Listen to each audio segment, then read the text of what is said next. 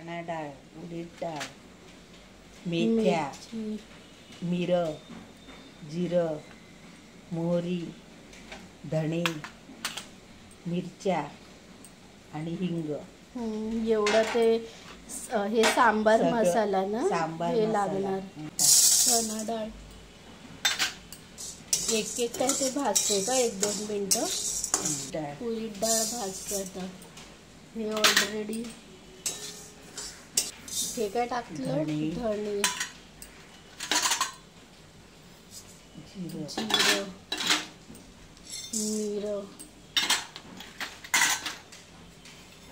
मेथी दाणे, हे काय मोहरी.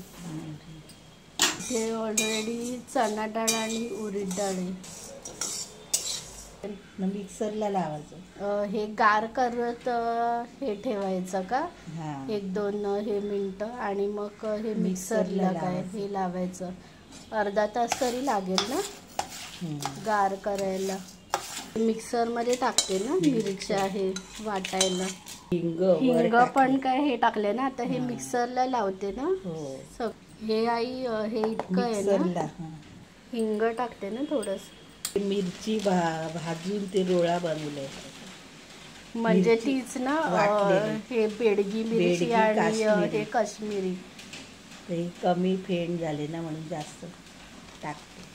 म्हणजे त्याच मिरचीचं ते आपण काहीतरी पेस्ट केलेलं ना. आता तेच टाकते. फक्त हळद टाकते ना कलर साठी. हे मसाला काय हे आता हे काढते ना. हे घरी का करते तू आई सांबार? हे मसाला नेहमी करते ना मी सांबार इडली डोसा सोबत. मग आपलं घरचं बनव.